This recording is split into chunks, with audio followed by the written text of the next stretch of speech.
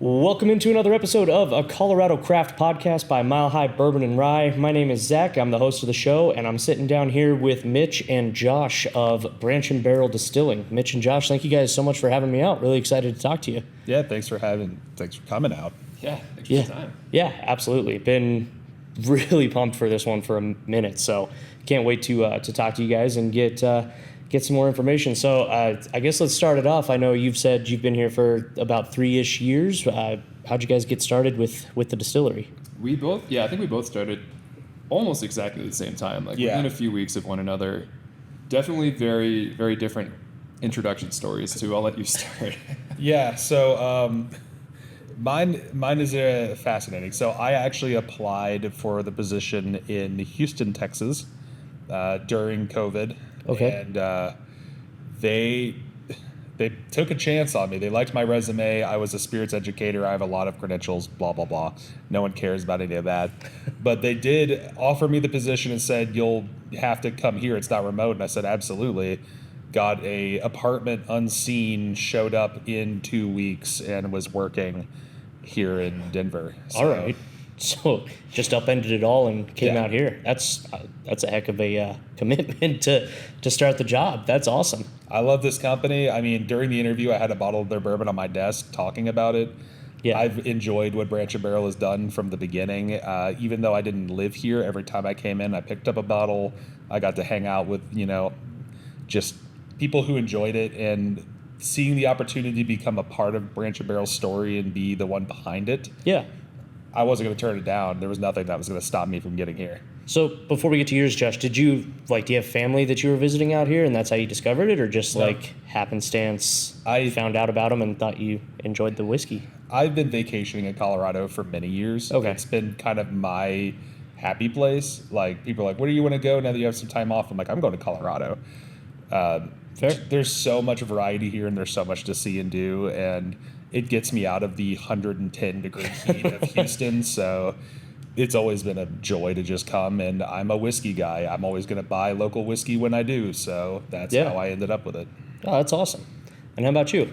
So I came from bartending. Okay. Most recently. I've worked at breweries. I've worked at bars. I've worked at a fine wine shop for a little while. So beer and wine is kind of my alcohol background. Yeah. And it's funny. It was almost a similar but different situation with my learning about Branch and Barrel. I was working at a bar here in town called Max Taps at the time, and somebody had brought the owner a bottle that he had sitting on his desk, and he never opened it because he didn't really drink whiskey. But he was finally like, "Oh, you guys can just have it. I don't think I'm ever going to drink this. You guys are welcome to it." So we all tried it after a shift one night, and we're like, "Wow, this is some of the best whiskey I've ever had."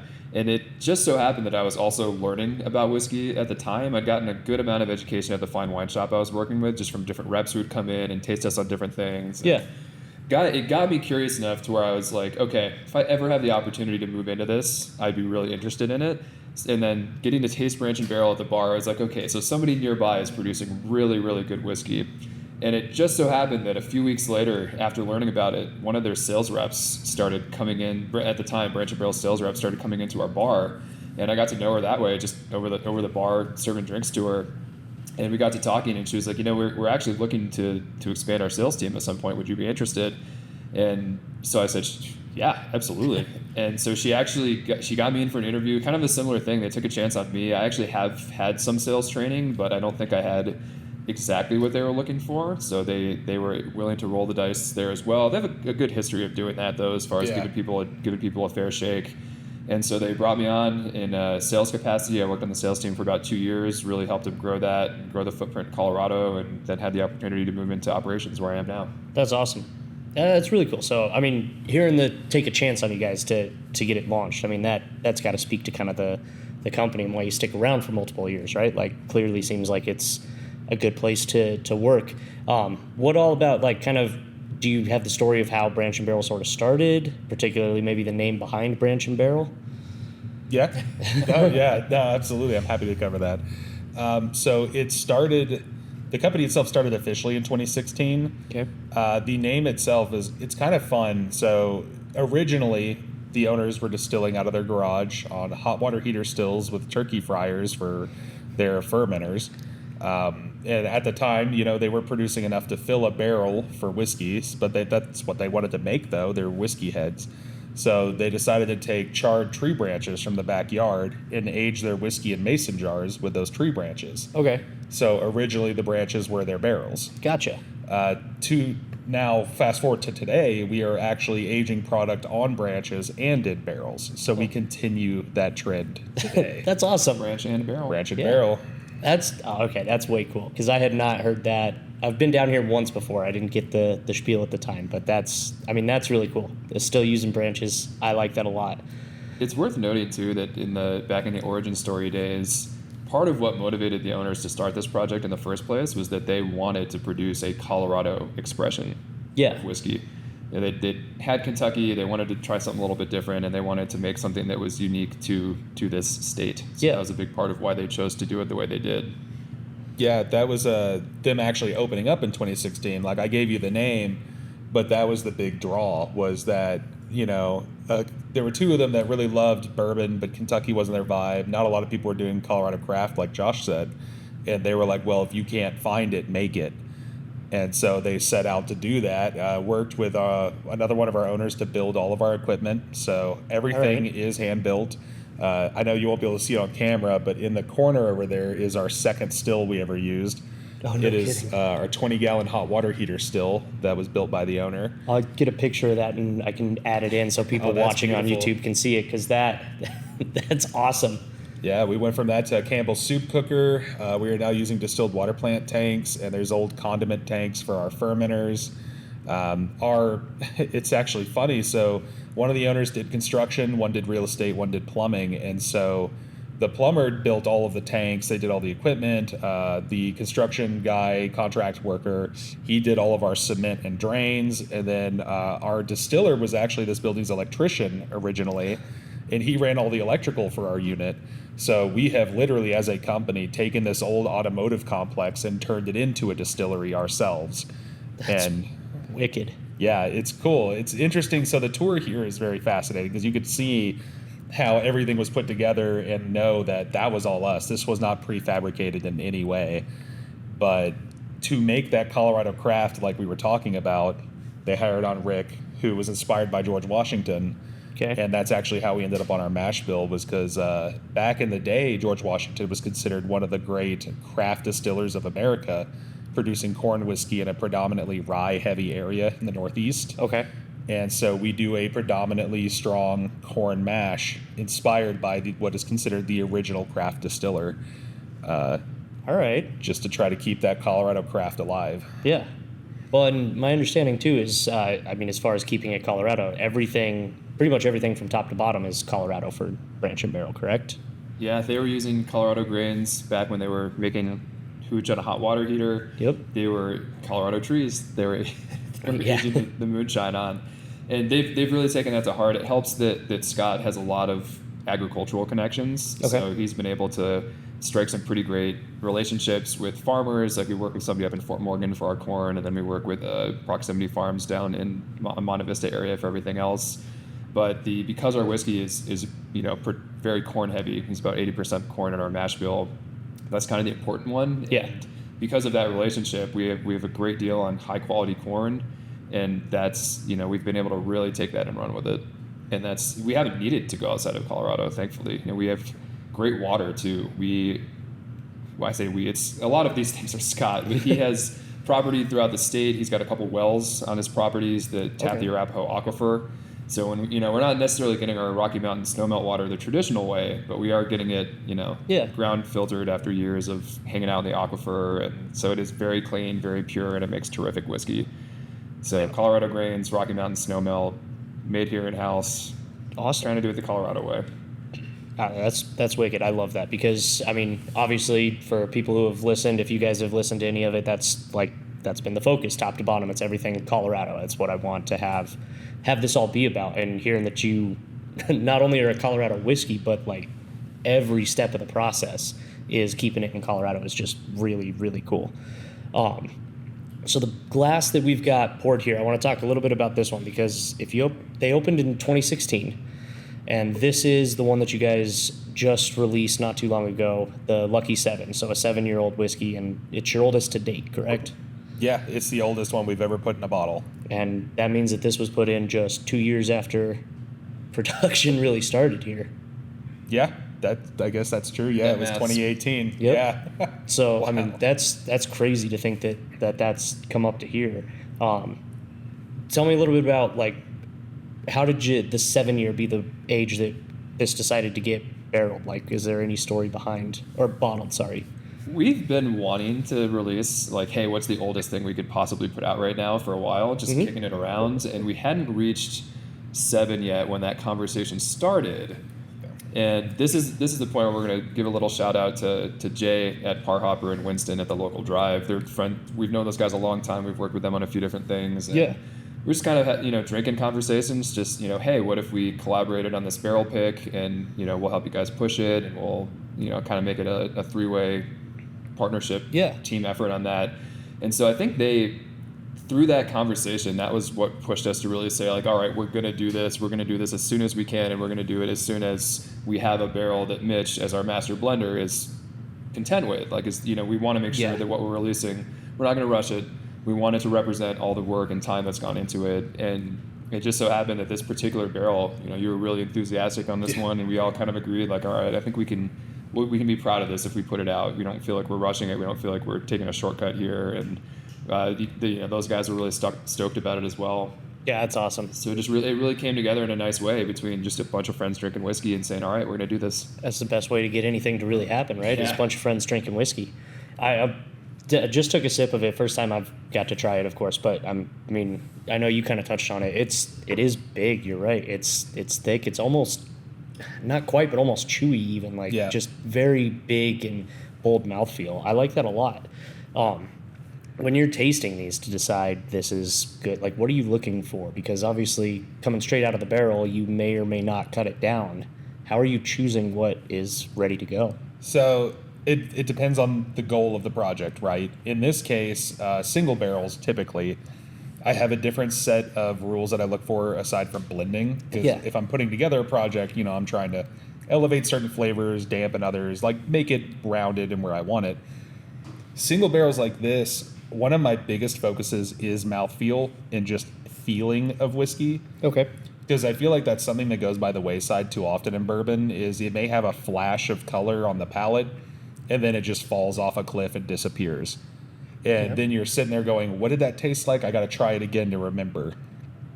I find that's a pet peeve of mine. I feel like I can't enjoy my whiskey if I can't remember what it tastes like. Yeah, that's fair.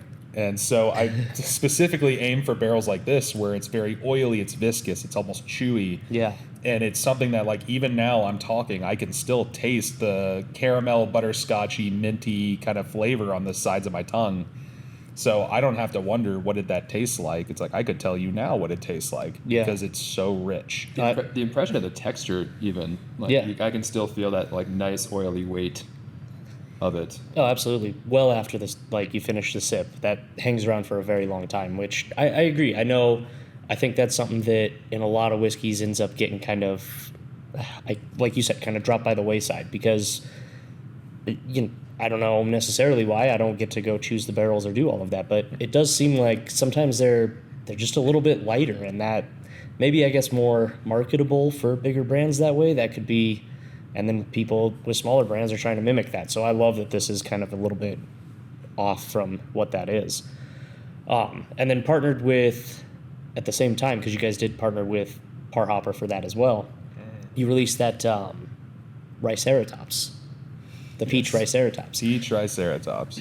I need to get a bottle of that just to have at home so that my daughter can look at the label with the Triceratops on it. She loves dinosaurs. It's real good, too. Is it? Yeah. Yeah.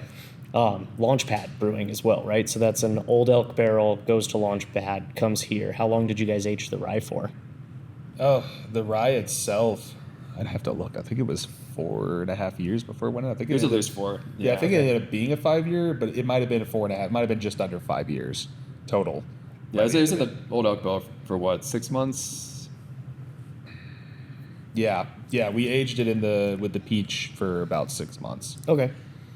Yeah, that was kind of a bonus project. That was just one of the lovely things about working with Jay is he's got so many connections in the industry. He's just like, hey, I have this cool barrel. You guys want to do something with it? Hell yeah, we do. Yeah, and then put together a product that's, I mean, pretty unique sounding too. I don't think I've seen anything peach rye, and I love that it's peach, but you're not like adding peach flavoring to it. You're getting it from a peach beer. That to me is what makes it like super special. So I'm definitely that's one that's going home with me if I can pull that off. We really like to do a lot, like you were saying, local. So we like to do a lot of local partnerships with breweries, with wineries, even with other spirits producers. We've been looking at some other projects potentially down the road. But the fact that we were able to use something from Launchpad that was so robust in flavor, Yeah. like we would not need to add peach to this. Like, Right. it is so delightfully peachy. Okay. With all those nice rye spices, that grassiness behind it, it's wonderful. It's kind of, you know what it does remind me of is those old, like, the green tea Nesteas, like where it was like the peach green teas. Yeah. You know, it's almost in that realm, but spicy rye whiskey. Okay. I know. Like, No, that do I need to sounds say awesome. more? No, I wouldn't even need to try that. You described that to me, I'd want to buy a bottle right away. So that's awesome. When you're doing these collaborations, what do you think's kind of one of the more wild collaborations that you've got to do, or most fun? Like something that you were just, this is a blast and I'm pumped to do it. I suppose it depends on what end of the spectrum we talk about. Yeah. There have been some that would have been truly wild that we unfortunately opted not to do. I'm thinking of Okay. that Saison. What was it? No, that's still aging, actually. No, that one did happen. What was the one that most recently? Oh, that was, so, yeah, I know what you're talking the about. IPA. Yeah, we had a peppercorn pea whiskey we put out. Yes. And then we gave that barrel to Elizabeth Brewing Company, who aged a pink peppercorn IPA in that peppercorn pea whiskey barrel. Interesting. Right, already interesting. Yep. Which the beer was very good. We got it back, and it had a bunch of hops and stuff, which is fine. But Yep. we were going to age gin in it. Ooh, okay. I could see where you're going with that. Ultimately, we decided to move away from the project. It was going to logistically it'd be a nightmare with the way we were going to have to do everything, and so we never did make it, but it was a cool idea and the beer came out awesome. So all in all, a great partnership even still. Yeah, that was definitely on us, not on them. So there's an example of something we didn't make. Yeah. As far as something we did make that just like collab wise that turned out real wild. I mean, it's hard to move away from the Brewer Select finish. Yeah, Probably at least for like what's in bottles right now. We did a set. We did a Vintner Select and a Brewer Select. So Okay. wine barrel finish, beer barrel finish. Yep. Both of those were local. We thought they both turned out great. They were a lot of fun, but the reception that we got on them Yeah. kind of clued us in on the fact that this maybe it isn't something that's actually that normal. Okay. And so by comparison, or maybe by like what people in the market are expecting or looking for, we felt that was, I guess, a little bit more off the wall than we had originally anticipated it being. And that was a Cabernet Sauvignon and Grenache finish on the wine side. All right. Group. the wine barrel, Wine barrel. and Parker. And then Okay. the beer was a Imperial Peanut Butter Porter barrel finish. All right. And that was Peak View. Peak view. Okay. View. And that one sat in our three-way barrels that were then refilled with whiskey after the three-way whiskey and the beer. So it had a lot going on. Yeah, that sounds like that'd be hard to parse through all the flavors on that. It is dessert. It is a dessert whiskey. It's not super sweet. So when I say dessert, I don't mean sweet. No, But it has that toasted coconut, dark chocolate, caramel, like kind of deep brown sugar flavors from all of the maple and the porter and everything coming together. So it's just that really decadent, like coconut macaron kind of Okay. flavor palette to it, which is wonderful, but it's not super sugary. Our original collab was the B Squared honey whiskey barrels. So I Yes, can't I had confirm one of this those. factually. I think we were one of the first, at least among the first, to work with them on something where they did their whiskey barrel aged honey in our barrels Yeah. and returned them to us. And this was a few years ago. We actually do the honey barrels ourselves now, and that was I thought at the time a very neat thing to have these like rich natural honey flavored whiskeys that had a little bit of that like actual natural honey, Colorado honey Yeah. in them. And there's There's a few other ones floating around in the market now. We see you guys that are also very good. So I wouldn't say that one's like wild anymore. I think at the time when we were first working on it, it was a splash in the market because it was just something people weren't really used to. Yeah. And the whiskey barrel aged honey was amazing. But now it's harder for me to say that one's like more out there versus I think those like beer and wine barrel finishes definitely Yeah, for sure. shocked folks more than what we were expecting anyway. There's another distillery that I've worked with a little bit that did a peanut butter stout whiskey barrel and then put the whiskey back into it after the stout was done. And so personally, I enjoyed it, but it definitely is. It's a very odd combination. You don't see a ton of them either. No. For one other shout out, Laws did a terrific single malt aged and American single malt aged in a stout barrel. That's to date one of my favorites. In the stout, just the regular stout barrel. I remember that bottle, and I agree. That was a very, very good release. I mean, they do a pretty good job with a lot of the stuff that they do as well. But that one in particular, I agree. I do remember that one coming out, and that was a big deal. That one got us kind of fired up, I think, because we do have some stout finishes aging right now that should be a lot of fun. We also have an ice cream brown ale. Oh yeah, so finish aging. a couple rapid fire special mentions on our weird finishes. Okay, yeah. We got a couple of different things going right now. There is one with 222. It is their Granny Gear for anyone who is familiar with the Granny Gear product that they produce. It is a specific type of moose track ice cream with strawberries, raspberries, and blackberries, I think. Okay. And they aged that in some of our bourbon barrels, and now we have bourbon back in those. Ooh. Doing an ice cream sort of Belgian strong ale finish. Okay. We are doing stout finishes with Los Dos and Denver Brewing Company, where they took a honey barrel in our cinnamon maple vanilla bourbon barrels and aged stouts, and we've combined those together and aging bourbon right now. And then the bumbling around, I want to mention that for sure. So back to Elizabeth Brewing Company. Yeah. Those guys are awesome. We love you guys. We gave them a three-way barrel, the cinnamon maple vanilla bourbon. They aged their white horchata stout in it and released their high proof bumbling around release. Okay. For the holidays. Well, we got that back, and what better to put in a white horchata stout barrel than more cinnamon maple vanilla bourbon? Makes sense. And that one is getting ready to come out for the holidays, I think, because it is just, it's so good. People say our cinnamon vanilla maple we call it three-way. The three-way, yeah. People say that's holidays in a glass. When they taste this, they're going to be like, oh, that's holidays. Eggnog who? Come on. So one of my previous episodes, I got to interview a photographer, former Army vet. He does dog hunting photography too, and then goes out to Kansas and does the hunting trips, takes the pictures, gets to work with the dogs and all that stuff. But as I told him that I was coming down here to interview you guys today, he's like, okay, they've got this one, and I think they call it three-way. I'm like, yes, they do. And he goes, this is the best whiskey I've had in a long time. I'm like, so. Love that. Okay. Yep. Take that. Instantly noticed there. So shout out Chuck with the three-way. He heavily implied I should be bringing him a bottle back. So we'll see how I'm feeling by the end of this. Thank you, Chuck. Oh, that's awesome. So another thing that I know you guys do here, I mean, obviously the cool collaborations are really fun. One thing that I've seen online that you guys do, and I haven't had one yet, but a roll your own old fashioned. And so I think that's there it is. Fantastic. I think that's an awesome idea just to start. What's the craziest cocktail you've had to make from somebody rolling that? Okay, so I do have one. I actually do. And it's crazy not because it's inherently bad. Mm-hmm. It shouldn't have worked, and it worked so well. And that's what made it crazy. Okay.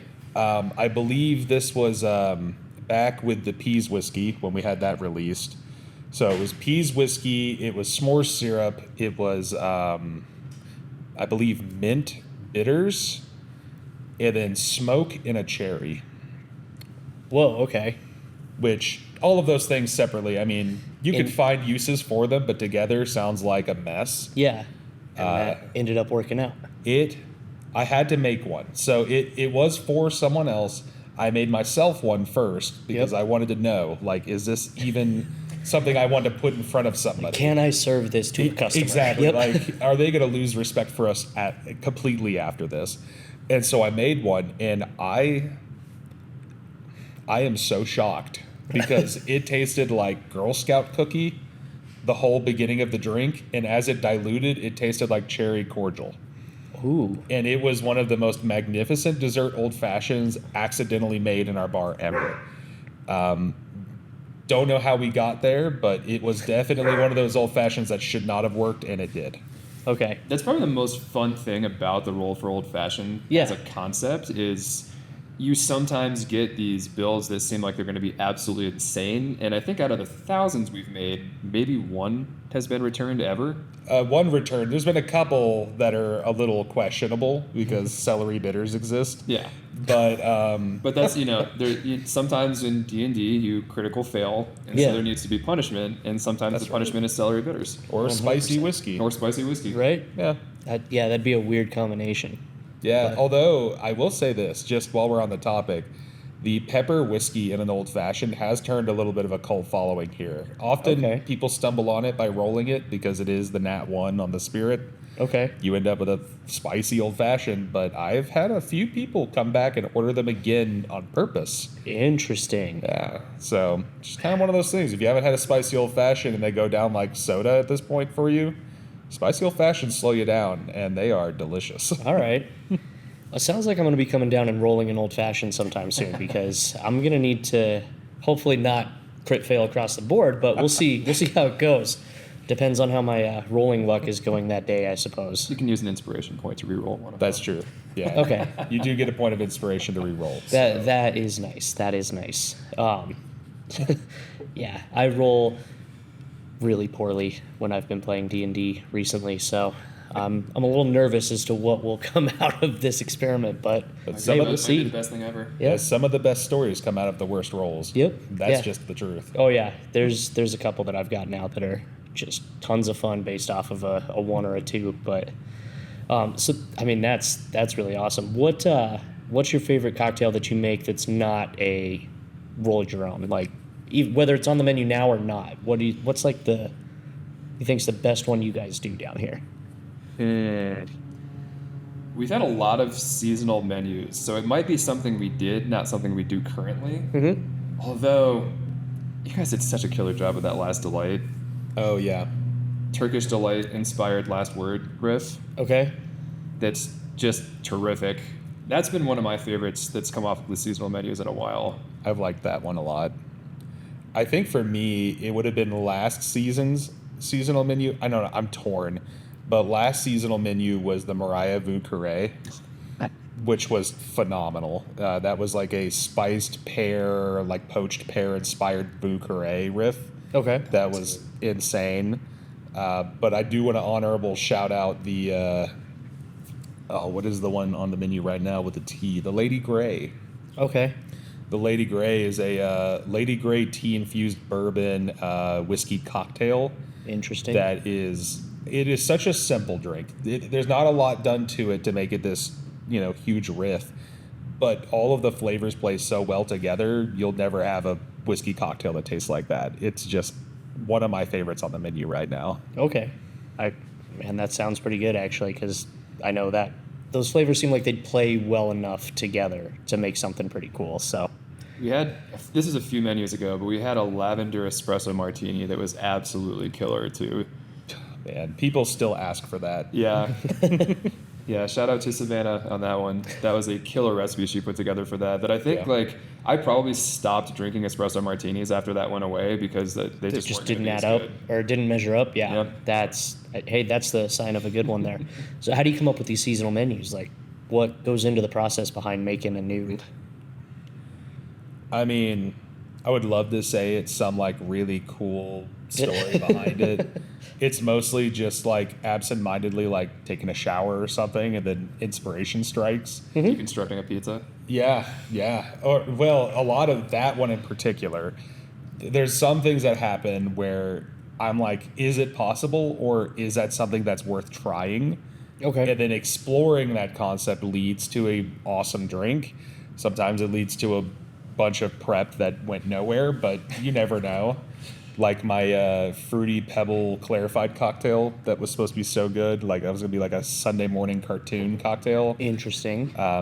Yeah, thought it was an awesome idea. The clarification took all the cereal taste out. You couldn't taste any of it. So Okay. never saw the light of day. We're reworking it. There's Okay. gonna be a new direction for that in the future. The gears are turning, I can tell you. Yes. Mitch has been largely responsible for all of our cocktail menus that have come out until just very recently.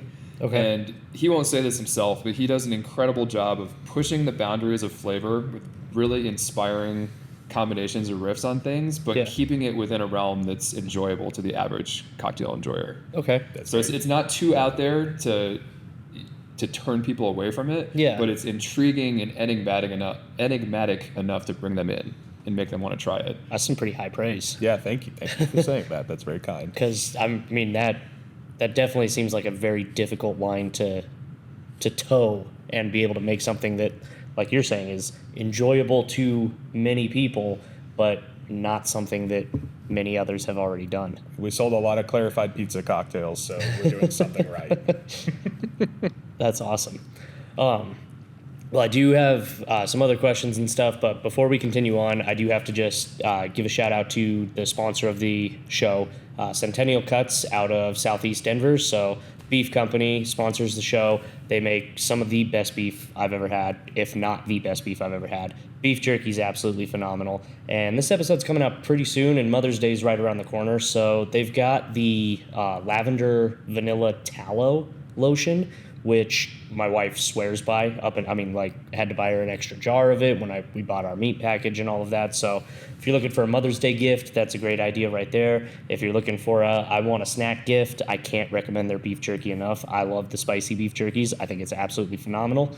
And then their beef just in general is fantastic. So thank you, Centennial Cuts, for sponsoring this episode. Head to centennialcuts.com. Use promo code MHBR for 10% off of your order, and they'll deliver it right to your door. We just got the 250-pound bundle to just stock up to make sure we had meat for literal days, months, years. Delivered it right to our door. I mean, seriously, drove right up, dropped it off in the garage. We loaded it into the freezer. It was the easiest thing we possibly could have done. So thank you, Centennial Cuts, for sponsoring today's show. And we'll jump back into it. So one thing I've noticed. That's what we have, right? Yeah. Yeah. I was going to mention we actually sell their beef jerky as well. Yeah, if you want to support Branch and Barrel Distilling and Centennial Cuts At the same enjoy their time. beef jerky in our tasting room. So come down here, roll your cocktail, get some beef jerky, and just have an absolutely phenomenal afternoon. Boom. Yeah. Perfect. We could not sell them. They're in Centennial with us. Like, Yeah. How are you supposed to not sell the best beef jerky I've ever had when they're made in our backyard? Right? 100%. You got to have that in the distillery then. So that's phenomenal. That's absolutely awesome. Good to know. I might, then next time I come down and roll the old fashioned, I'll make sure to pick up some beef jerky as well. There you go. I've noticed online you guys do the charity cocktails as well. So how do you come up with the charity cocktail? How do you guys partner with the charities that you're donating to? So I'll let you talk about the charity aspect because that is a changing environment right now. The cocktail itself was designed actually from when I first took over the tasting room. It is well known and well documented in many cocktail book that bartenders get restless. Mm-hmm. And they want to be creative. They want to try something new. They don't want to make the same drinks constantly without something to keep them interested. So I was doing cocktails of the month. That was just something I was doing, whether it was an old-fashioned recipe, something new.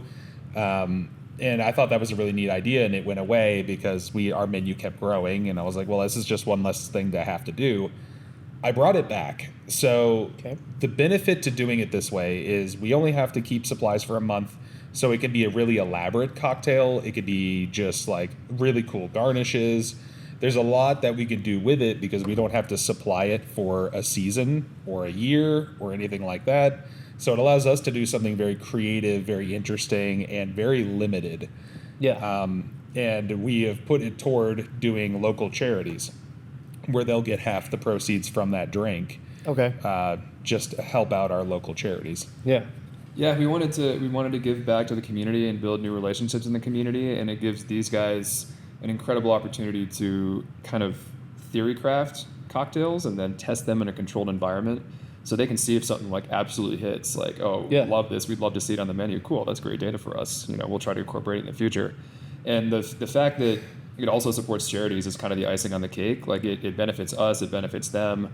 We've had a lot of ways that we link up with the charities. Sometimes it's just people we meet at events that we're doing around the state. Sometimes it's people who come to us and say, hey, we heard you were doing this, we'd love to be a part of it.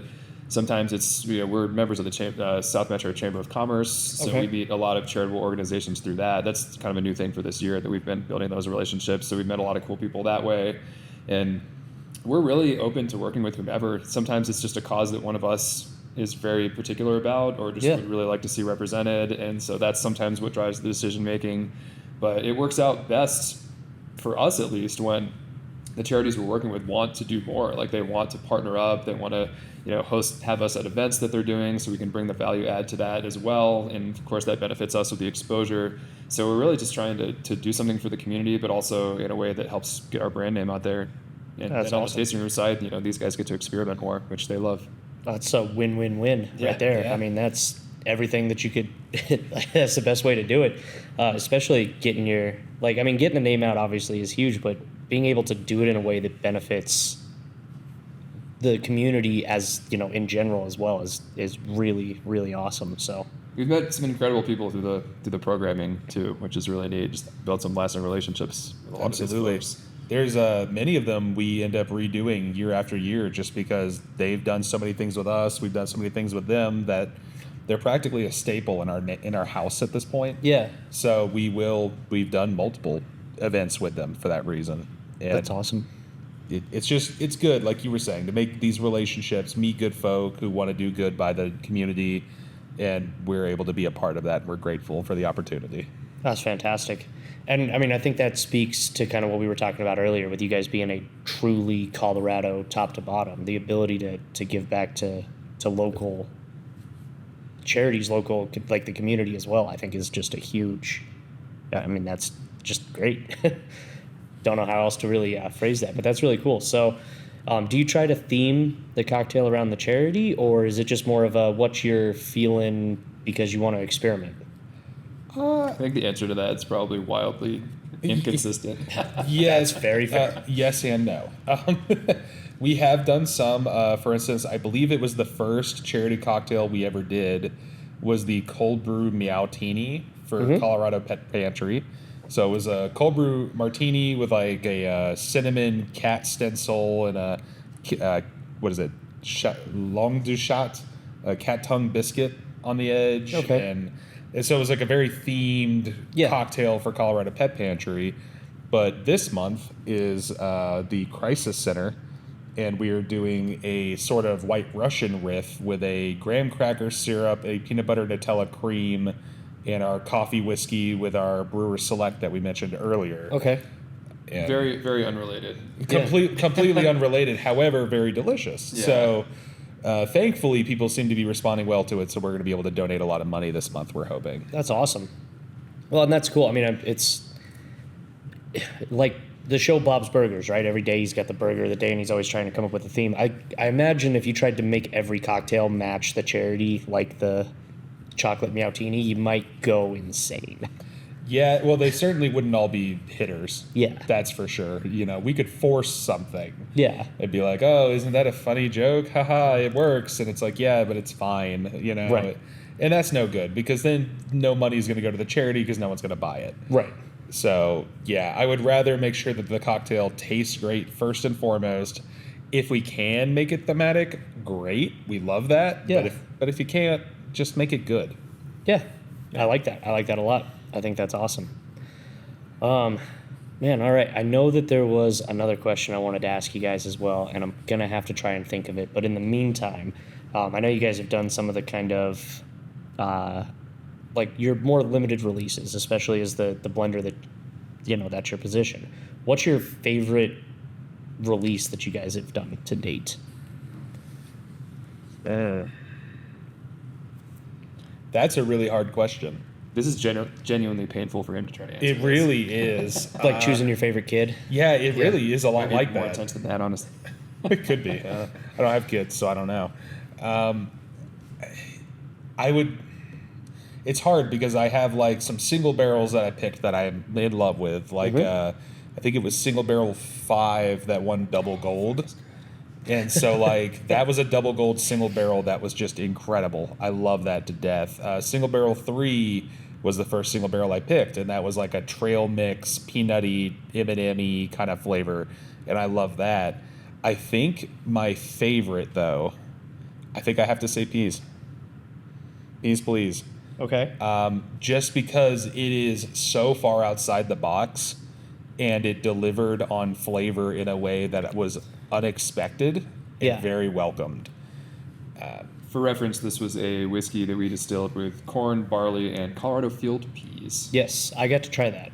And so you guys had an event with Trinity Cigar Co. Yes. Came down with that. The Colorado Spirits Collective guy out of the Springs is the one who kind of was like, hey, you need to come check this out. So came up here, hung out, tried that whiskey. I was like, yep, this is absolutely fantastic.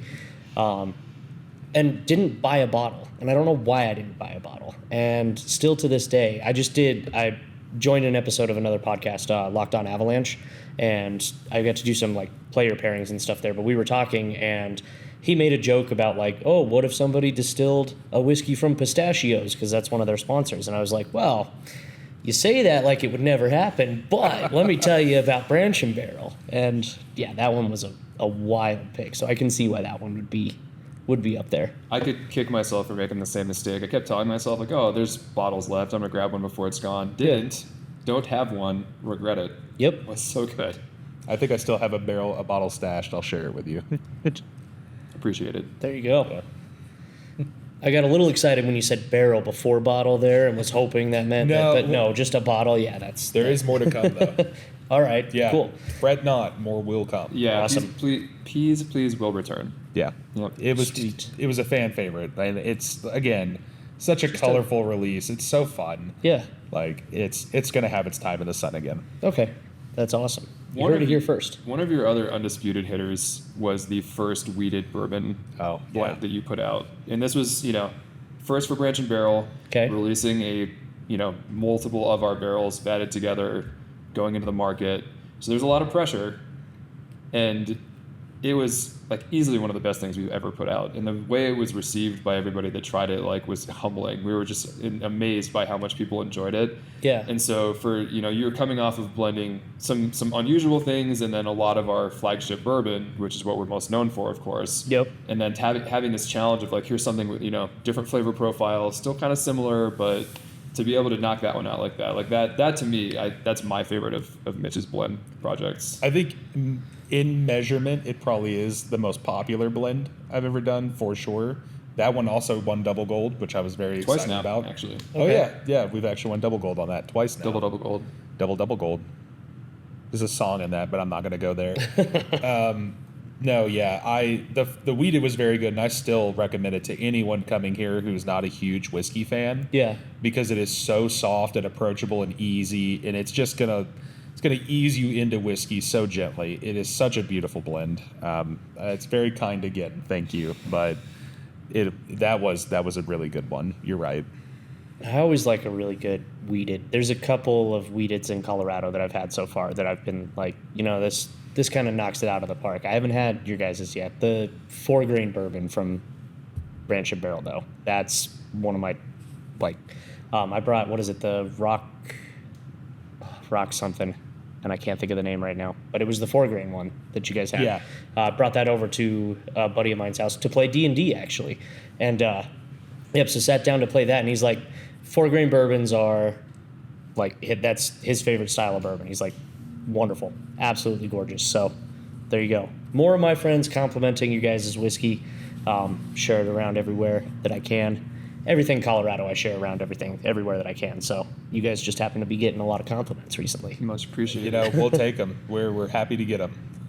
Yeah, I mean, I can't say enough about this one. The 7 years just, I haven't even taken another sip, and I'm still tasting it, like you were saying. Like it hangs around for a long time. It really does, but it gives you those nice cocoa, nutty, cherry, almost Honeycrisp apple.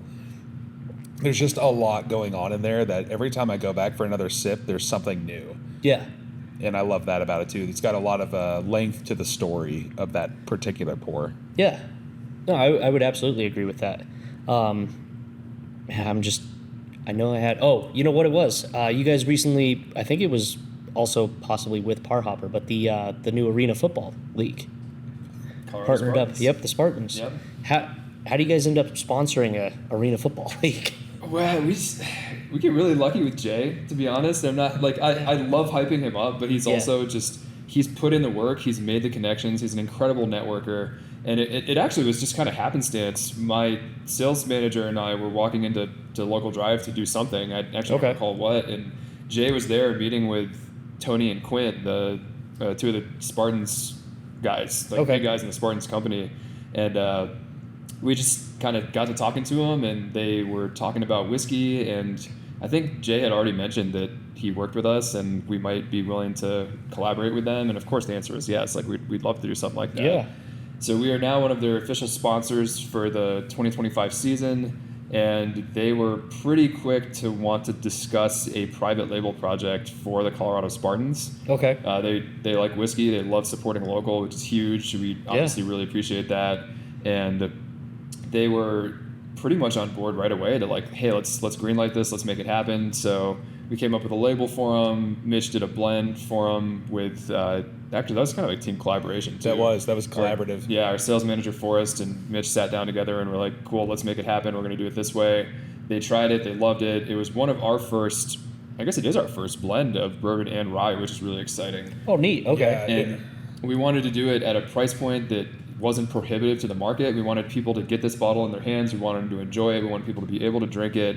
And again, like we encounter a lot of humbling situations. Like we do think our whiskey's pretty damn good, but when other people, like we see them enjoying it, it means the world to us, right? Yeah. And so we had an event the other night with the Spartans down in Highlands Ranch, and we were able to take the bottle, and the players were getting to try it, and they were loving it, and it was just like this incredible, like magical experience seeing these guys enjoy something that we were able to make happen so quickly. Yeah, it's one thing for us to enjoy our bourbon. It's a whole other thing to make a bourbon that we're proud of that someone else loves. Yeah. There's not a more rewarding feeling in the world, and that's what keeps bringing us back to do this again and again. That makes a lot of sense. Yeah. I mean, because like you're saying, it's awesome to enjoy your own product, but when you see somebody else really buying into it as well. Yeah. It was really cool of them to take a chance on us too. Tony, I don't believe is necessarily a huge drinker, so it was really cool to see him being willing to come down here, he took the tour with us and just asked great questions. It seemed like he really enjoyed the experience, and then just seeing the other guys get so excited about it. Yeah, man, that is definitely really cool. And damn, when's the last time Colorado had an arena football team? It's been a little bit, and so cool to see that come back in, and you guys get to be a part of that as well. It's a high energy sport. We're here for it. Yeah, right. I don't know if the rules are the same. When it was the Colorado Crush forever ago, they played it then Pepsi Center, now Ball Arena. But that's the last time I've seen anything arena football, and so I remember it being like, holy cow, this is crazy different than going down and watching Denver play at Mile High. So I got to imagine that's pretty fun. Pretty fun to go to those events. It's entertainment. Yeah. That's pretty wicked. Awesome. Sweet. I mean, guys, again, thank you so much for taking the time to talk with me here. I'd love to sit and, just have you guys talk about everything that you do for the next many hours, but I know we all got lives to do outside of this as well. So, crushing it again with the spirits. Like I said, I get a lot of times you guys come up in conversation and everybody's always got great things to say. So this was one that I was really excited to be able to do. Hoping to talk to a lot of distilleries, and hopefully sometime in the future we can do another episode or do some other form of collaboration, because that's my goal, is keep pushing everything Colorado, specifically around beer, wine, and spirits mainly because Mile High Bourbon and Rye is not a beer name, but so yeah, this was awesome. Josh and Mitch, thank you so much for taking the time to talk with me here. Tell people where they can find you, how they can come down and support you themselves. Well, we'd of course love for you to come visit our tasting room. If you think we talked a lot tonight, we will talk your ear off for as long as you'll have us if you come see us at our tasting room. this is your tour guide for a tour and tasting experience. He does a phenomenal job. Genuinely one of the most fun and entertaining tours in Colorado if you're into distilleries. And that's not just because of Mitch, that's also because of our fantastically fun Willy Wonka's Whiskey Factory that he gets to talk about. But you will have an incredible time experiencing that. The cocktails are fantastic. We've got, 25 different bottles you can try right now. Please come help us drink them. It's close to that for sure. Yes, please come help us finish those. We are also available throughout Colorado. We have a real nifty store locator on our website, www.babdistilling.com, where you can hop over to the store locator page. That's actually fed by data from our distributor. Oh, So cool. like when a new store picks us up or a new bar picks us up, it's on that store locator a day Right away. later. Awesome. I'll link to that down in the show notes, so make it nice and easy for people to click and find you guys. Yeah, appreciate that. And also, thank you for having us on. This has been a blast. It's been so good to sit here and chat with you. This has really made the day, so we appreciate you having us. That's awesome. Thanks. I appreciate that a ton. These conversations are, this is what when I started this website 10 years ago, this will be my 10th year in December. I'll come up on the 10th anniversary. But when I started that, this is kind of what I envisioned, is being able to learn more and share the story out. So really glad to hear that it was good for you guys. And like I said, we'll post everything out in the show notes. So check the show notes on that.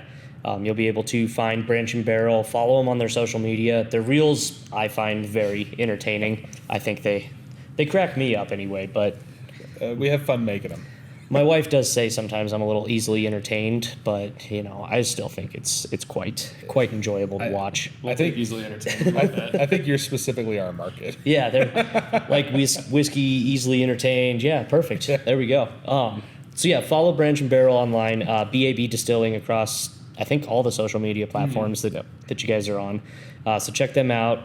Real entertaining. And then if you've enjoyed the show, if you don't mind, give it on YouTube. I'm really terrible about this. You're supposed to smash that follow button. No, give us a follow, like the episode. If you're listening on Spotify, on Apple, give us a rating, give us a review. All of those things help promote this show, which allows me to talk to more distilleries across the state, and in turn allows more people to talk about their story and get it out there. And I think that's hugely important to really helping to continue grow Colorado's really awesome distilling industry, because every one of them across the state, I haven't interacted with a bad person at a distillery yet, and I don't suspect that I will. So It's a good community, and we like to work together. So it's a really good environment for distillation out here. yeah, absolutely it is. So yeah, give us a follow too online. Social medias at Mile High Bourbon. You can find us again on everything except for TikTok, because I just don't get it.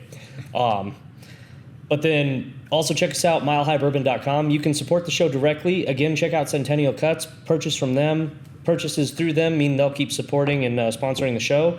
And of course, that supports me. But also, you can head on to milehighbourbon.com/shop, and you can purchase. I've got some rocks glasses on there. I've got some new glasses, and I'm still keeping it mostly under wraps, but I've got a hell of a cool project that's coming up pretty soon. Like, I'm pretty pumped. I'll tell you guys off camera, because I'll share it with you and possibly talk to you guys about something else in the future that I'd love to do as well. So we can do that. So yeah, check us out, milehighbourbon.com, milehighbourbon.com/shop. And then again, as I always point out, much like their charity cocktails, proceeds of every sale that I have through the website, I donate some of it back to Colorado charities. Right now I'm working closely with one trying to get their feet off the ground. It's Paw Prints Pet Rescue out of Commerce City. They are newly started. They just got their license official. They've housed their first dog as of, I believe, last week as of recording this. So starting that, and they are raising money to build a much bigger facility and do a lot of really good things for Colorado's homeless pets. So link to them will be in the show notes as well. And yeah, so Josh, Mitch, thank you again. Your glasses are empty, but cheers anyway. I appreciate the pour of whiskey here. And yeah, we'll see you guys all on the next episode of a Colorado Craft Podcast. Oh, one more shout out before I go, because I almost always forget them and I should not. Check out Roma Ransom. They do the intro, outro music for every episode. Phenomenal two-person band. The music kicks ass. They're blast to watch live. And you find them at distilleries a lot of times too. So again, maybe go try some local Colorado spirits and support a Colorado band. So awesome. Thank you everybody for joining. And like I said, we'll catch you next time. Cheers.